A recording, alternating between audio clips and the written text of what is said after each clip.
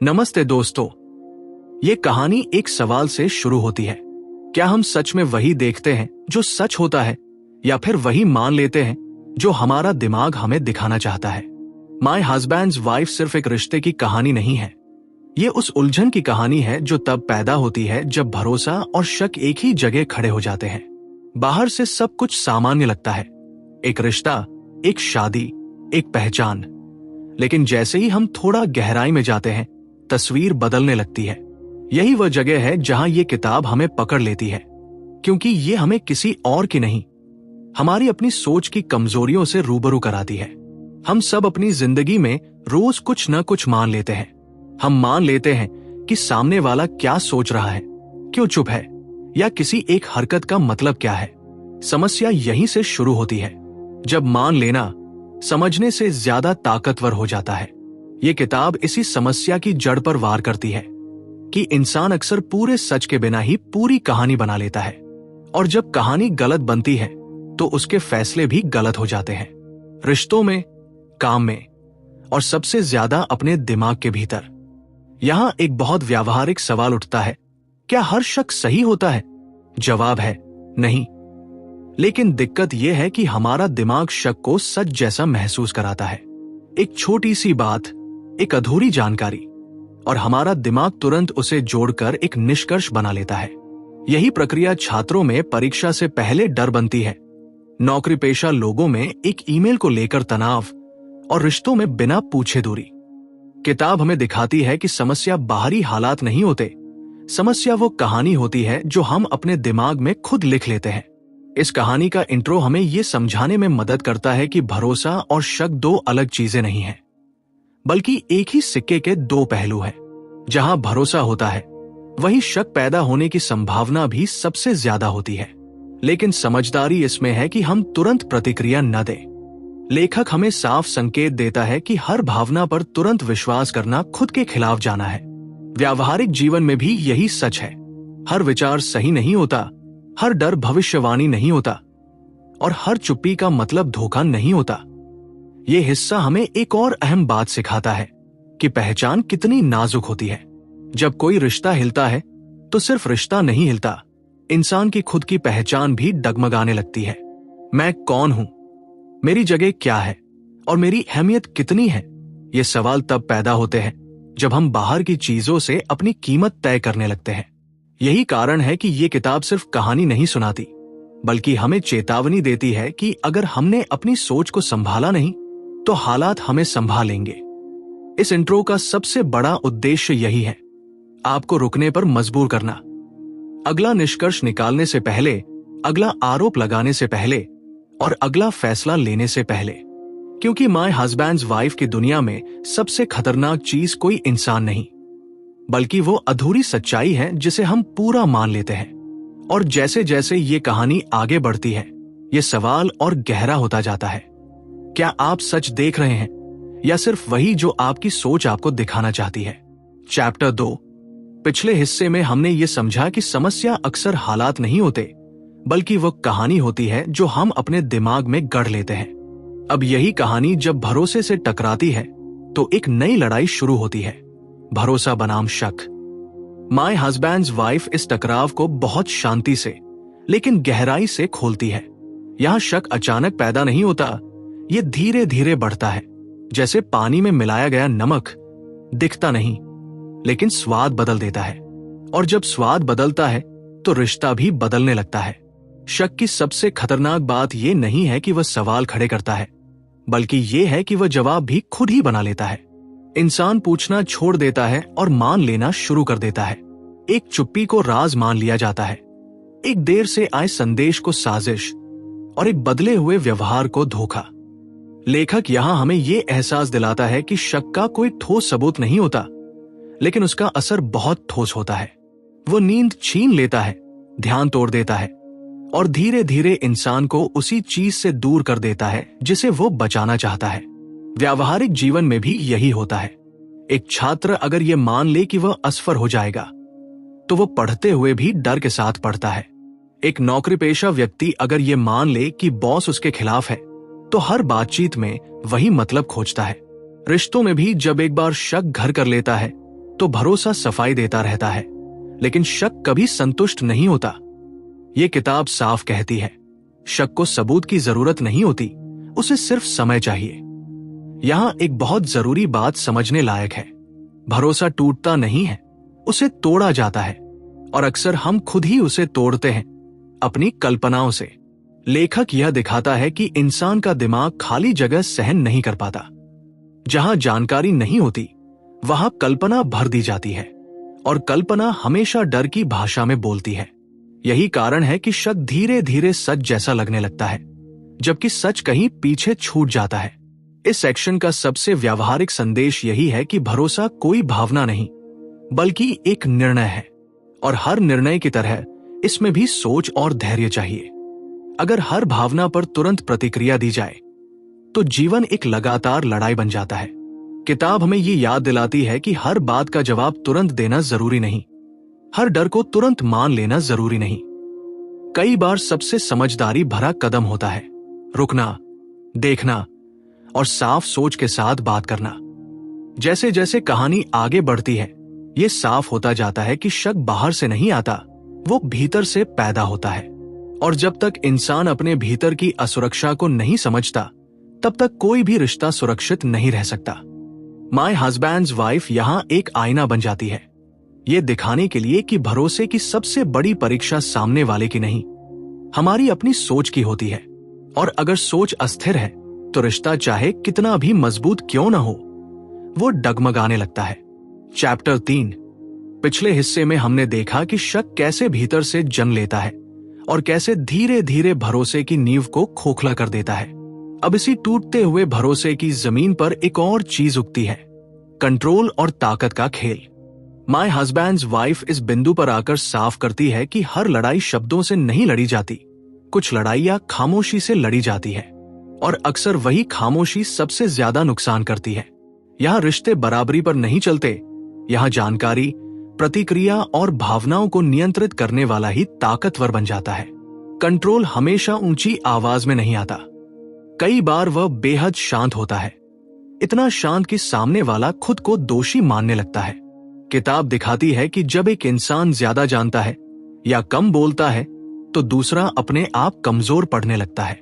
सवालों का जवाब न देना, बातों को टालना या आधी सच्चाई देना, ये सब सीधे हमले नहीं है, लेकिन असर बहुत गहरा होता है। धीरे धीरे एक इंसान सोचने लगता है कि शायद गलती उसी की है, शायद वही ज्यादा सोच रहा है। यही भावनात्मक नियंत्रण की सबसे खतरनाक शक्ल है। व्यावहारिक जीवन में भी ये पैटर्न बहुत आम है। दफ्तर में कोई आपकी मेहनत का श्रेय ले ले और आप चुप रह जाए, तो ताकत का संतुलन बदल जाता है। परिवार में फैसले बिना आपसे पूछे होने लगे, तो आपकी भूमिका कमजोर होने लगती है। रिश्तों में जब एक इंसान हर बार समझाने की कोशिश करता है और दूसरा सिर्फ चुप रहता है, तो धीरे धीरे जिम्मेदारी एक तरफ झुक जाती है। लेखक ये साफ करता है कि कंट्रोल का मतलब हमेशा आदेश देना नहीं होता। कई बार कंट्रोल का मतलब होता है सामने वाले को उलझन में छोड़ देना। इस सेक्शन में एक बहुत व्यावहारिक सीख छुपी है। भावनात्मक प्रतिक्रिया जितनी तेज होगी, आपकी ताकत उतनी कम होगी। जब हम गुस्से में बोलते हैं, रोते हैं या सफाई देते रहते हैं, तब सामने वाला बिना कुछ किए भी स्थिति को अपने पक्ष में मोड़ लेता है। किताब हमें ये नहीं सिखाती कि भावनाएं गलत है, बल्कि ये सिखाती है कि भावनाओं पर नियंत्रण न होना खतरनाक है। जो इंसान खुद को संभाल लेता है, वही असल में स्थिति को संभालता है। यहाँ सीमाओं की बात भी बहुत अहम हो जाती है। जब सीमाएं साफ नहीं होती, तो कंट्रोल अपने आप किसी एक तरफ चला जाता है। लेखक ये इशारा करता है कि हर रिश्ते में ये जरूरी है कि इंसान ये तय करे कहाँ तक समझौता है और कहाँ से आत्मसम्मान शुरू होता है। अगर ये रेखा धुंधली है, तो दूसरा इंसान अनजाने में ही उस रेखा को पार करता चला जाता है, और फिर एक दिन हमें एहसास होता है कि हमने बहुत कुछ सह लिया है, बिना ये जाने कि क्यों। जैसे जैसे कहानी आगे बढ़ती है, ये साफ होता जाता है कि ताकत हमेशा सही के पास नहीं होती, बल्कि उसके पास होती है जो स्थिति को बेहतर समझता है। माय हस्बैंड्स वाइफ हमें ये समझाने की कोशिश करती है कि अगर हम हर हाल में खुद को साबित करने में लगे रहेंगे, तो हम खुद को खो देंगे। असली ताकत वहां है जहां इंसान जानता है कि कब बोलना है, कब चुप रहना है और कब खुद के लिए खड़ा होना है। क्योंकि जिस रिश्ते में सिर्फ एक इंसान बोझ उठा रहा हो, वो रिश्ता नहीं, एक अदृश्य संघर्ष बन जाता है। चैप्टर 4। पिछले हिस्से में हमने समझा कि कंट्रोल और ताकत का खेल कैसे खामोशी में खेला जाता है और कैसे भावनात्मक असंतुलन इंसान को धीरे धीरे कमजोर बना देता है। अब इसी कमजोर जमीन पर अतीत अपनी जगह बनाता है। माय हस्बैंड्स वाइफ यहां एक बहुत गहरी परत खोलती है, यादों की, बीते हुए समय की और उन अधूरे सवालों की जिन्हें हमने कभी सही तरह से बंद ही नहीं किया। क्योंकि जब वर्तमान में जवाब नहीं मिलते तो दिमाग अतीत की फाइलें खोलने लगता है। अतीत की सबसे खतरनाक बात यह है कि वह जैसा हुआ था वैसा याद नहीं रहता। वह जैसा हमें महसूस हुआ था वैसा याद रहता है। लेखक बहुत साफ तरीके से दिखाता है कि यादें तथ्य नहीं होती, वे भावनाओं से रंगी होती हैं। और जब वर्तमान में असुरक्षा होती है तो अतीत की वही यादें उभरती हैं जिनमें दर्द, डर या अपमान छुपा होता है। सुखद पल पीछे रह जाते हैं और तकलीफ सबसे आगे आ जाती है। यही कारण है कि इंसान आज की समस्या को कल की चोट से जोड़ देता है। व्यावहारिक जीवन में भी यही होता है। कोई छात्र अगर पहले असफल हुआ हो तो अगली परीक्षा में वह सवालों से नहीं, अपनी यादों से लड़ता है। नौकरी में अगर कभी अपमान मिला हो तो नई जगह भी हर आलोचना डर बन जाती है। रिश्तों में अगर कभी भरोसा टूटा हो तो अगला भरोसा अपने साथ शर्तें लेकर आता है। किताब हमें यह समझाती है कि अतीत खुद में समस्या नहीं है। समस्या तब बनती है जब हम उसे वर्तमान का पैमाना बना लेते हैं। यह सेक्शन एक बहुत जरूरी बात पर जोर देता है। अधूरा अतीत वर्तमान को जहरीला बना देता है। जब सवालों के जवाब नहीं मिलते तो दिमाग खुद ही जवाब गढ़ लेता है और ये जवाब अक्सर कठोर होते हैं। लेखक ये दिखाता है कि इंसान अक्सर ये मान लेता है कि जो पहले हुआ वही फिर होगा, जबकि सच्चाई ये है कि हर परिस्थिति नई होती है लेकिन हमारी प्रतिक्रिया पुरानी हो सकती है। यही अंतर अगर समझ में न आए तो इंसान बार बार वही गलतियां दोहराता है। यहां एक व्यावहारिक सीख बहुत साफ है। अतीत से सीखना और अतीत में जीना दोनों में बड़ा फर्क है। सीख आगे बढ़ने में मदद करती है लेकिन उसमें फंस जाना गति रोक देता है। किताब हमें ये नहीं कहती कि सब कुछ भूल जाओ, बल्कि ये कहती है कि हर याद को अपनी जगह दो, हर बीती बात को आज के फैसले पर हावी मत होने दो। क्योंकि जो इंसान हर कदम पुराने डर के हिसाब से रखता है वो कभी पूरी तरह आगे नहीं बढ़ पाता। इस हिस्से में पहचान की उलझन भी गहराती है। जब अतीत बार बार याद दिलाया जाता है, या तो दूसरों के द्वारा या खुद के दिमाग के द्वारा, तो इंसान खुद को उन्हीं गलतियों में समेट लेता है। मैं हमेशा ऐसा ही हूं, मेरे साथ हमेशा ऐसा ही होता है। ये वाक्य अतीत की कैद का संकेत है। लेखक बहुत शांति से दिखाता है कि जब तक इंसान खुद को अतीत की एक ही कहानी में बांधे रखेगा तब तक वह नई कहानी लिख ही नहीं पाएगा। जैसे जैसे ये सेक्शन आगे बढ़ता है ये साफ होता जाता है कि सुकून अतीत को मिटाने से नहीं, उसे स्वीकार करने से आता है। स्वीकार करने से कि हाँ, कुछ गलत हुआ था लेकिन वही मेरी पूरी पहचान नहीं है। माय हस्बैंड्स वाइफ यहां हमें यह एहसास दिलाती है कि वर्तमान को साफ रखने के लिए अतीत का बोझ हल्का करना जरूरी है। क्योंकि जो इंसान हर कदम पुराने वजन के साथ उठाता है वह चाहे कितना भी मजबूत क्यों न हो, थक ही जाता है। चैप्टर 5। पिछले हिस्से में हमने देखा कि अतीत का बोझ कैसे वर्तमान को भारी बना देता है और कैसे अधूरी यादें इंसान को आगे बढ़ने नहीं देती। अब इसी बोझ के नीचे एक और चीज दबने लगती है, खुद की पहचान और अपनी कीमत का एहसास। माय हस्बैंड्स वाइफ इस मोड़ पर आकर यह सवाल उठाती है कि जब रिश्ते, हालात और लोग बदलने लगते हैं तब इंसान खुद को किस आधार पर देखता है? क्या वो खुद को अपनी समझ से पहचानता है या दूसरों की नजरों से? इस सेक्शन में यह साफ होता है कि जब किसी रिश्ते में अस्थिरता आती है तो इंसान सबसे पहले खुद पर शक करने लगता है। शायद मुझ में ही कमी है, शायद मैं काफी नहीं हूं। ये विचार धीरे धीरे मन में घर बना लेते हैं। लेखक बहुत गहराई से दिखाती है कि आत्ममूल्य तब सबसे ज्यादा हिलता है जब हम अपनी पहचान को किसी और के व्यवहार से जोड़ देते हैं। अगर सामने वाला दूर हुआ तो हमें लगता है हम कम हो गए, अगर कोई बदल गया तो हमें लगता है हम पीछे रह गए। व्यावहारिक जीवन में ये पैटर्न हर जगह दिखाई देता है। एक छात्र अपने अंकों से खुद की कीमत तय करने लगता है। नौकरी पेशा इंसान अपनी तनख्वाह से सम्मान नापने लगता है। और रिश्तों में इंसान ये मानने लगता है कि अगर कोई उसे पहले जैसा महत्व नहीं दे रहा तो उसकी अहमियत खत्म हो गई है। किताब हमें ये समझाती है कि ये सोच सबसे ज्यादा नुकसानदेह है, क्योंकि इसमें इंसान अपनी ताकत किसी और के हाथ में दे देता है। यहाँ एक बहुत जरूरी बात सामने आती है। बाहरी मान्यता अस्थायी होती है, आज मिलती है, कल नहीं मिलती। लेकिन अगर आत्ममूल्य उसी पर टिका हो तो हर बदलाव इंसान को तोड़ देता है। लेखक ये दिखाती है कि जब कोई इंसान खुद को केवल किसी भूमिका से जोड़ लेता है, किसी का जीवन साथी, किसी का सहारा, किसी की जरूरत, तो उस भूमिका के हिलते ही उसकी पूरी पहचान हिल जाती है। जबकि सच्चाई यह है कि इंसान की कीमत उसकी भूमिका से कहीं ज्यादा होती है। इस सेक्शन की सबसे व्यावहारिक सीख यही है कि खुद की पहचान को स्थिर रखना सीखो। इसका मतलब ये नहीं कि रिश्तों की परवाह ना करो, बल्कि ये कि अपनी कीमत को दूसरों की स्वीकृति पर निर्भर मत बनाओ। किताब हमें ये इशारा देती है कि जो इंसान खुद के साथ साफ होता है वही दूसरों के साथ भी साफ रह पाता है, और जो खुद को लगातार साबित करने में लगा रहता है वो धीरे धीरे खुद को खो देता है। यहाँ प्रतिक्रिया और आत्मसम्मान का रिश्ता भी साफ होता है। जब आत्मसम्मान कमजोर होता है तो हर बात चुभती है, हर शब्द भारी लगने लगता है, और जब आत्मसम्मान मजबूत होता है तो वही बातें सिर्फ जानकारी बनकर रह जाती है।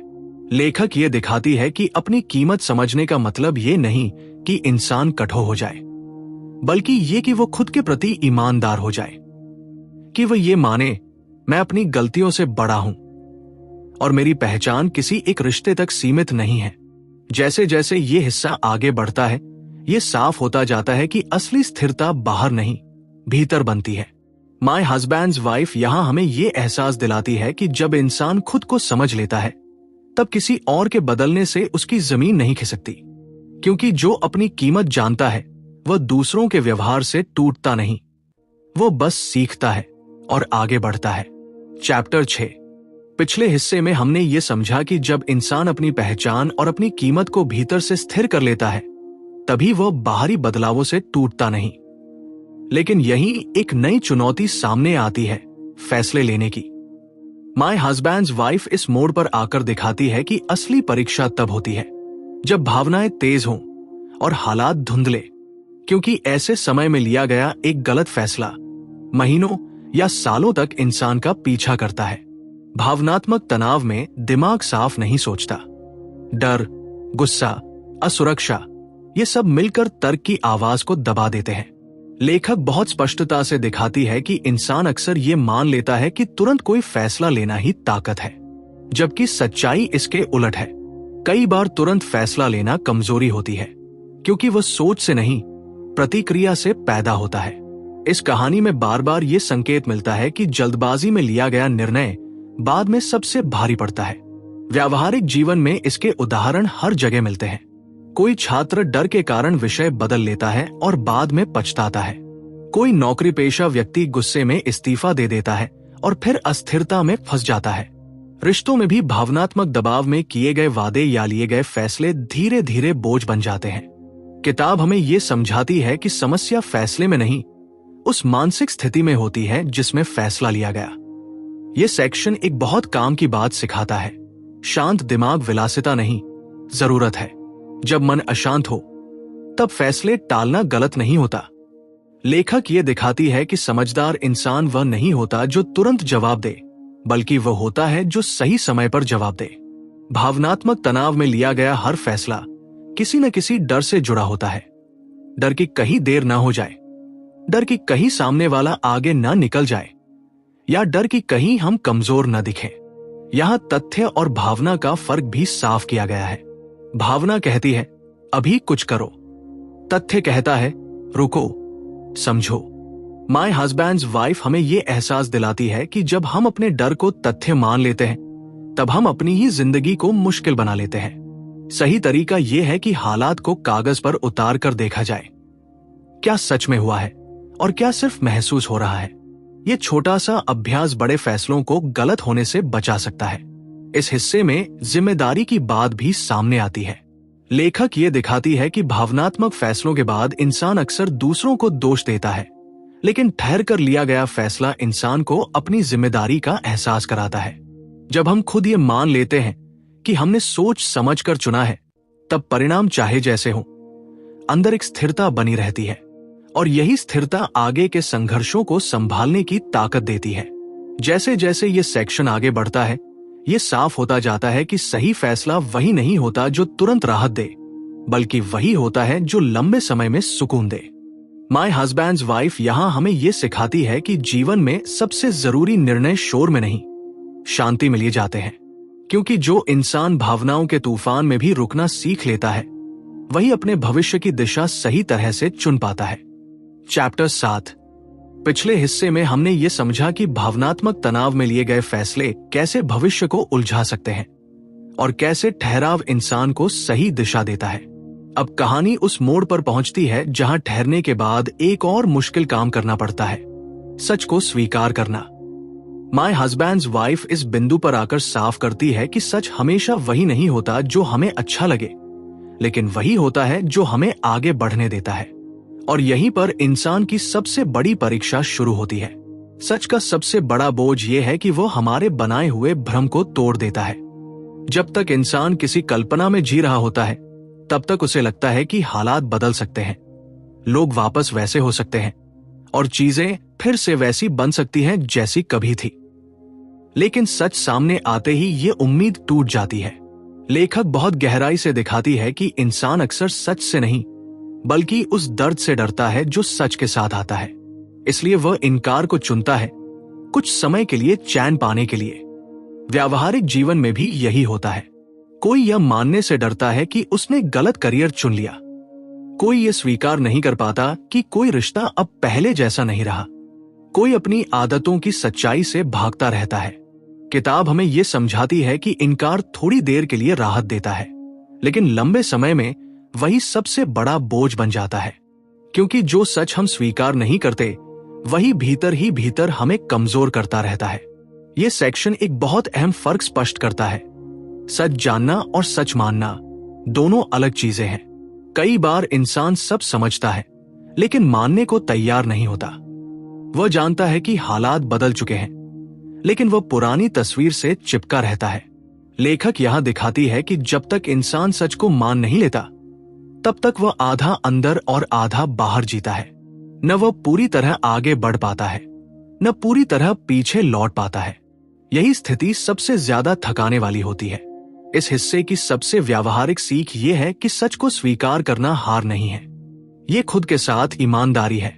जब इंसान ये मान लेता है कि जो है वही है, तभी उसके भीतर बदलाव की जगह बनती है। किताब ये इशारा करती है कि दोष ढूंढने से ज्यादा जरूरी है जिम्मेदारी लेना, ये समझना कि अब आगे क्या करना है, क्योंकि सच स्वीकार करने के बाद ही फैसले साफ होते हैं और दिशा स्पष्ट होती है।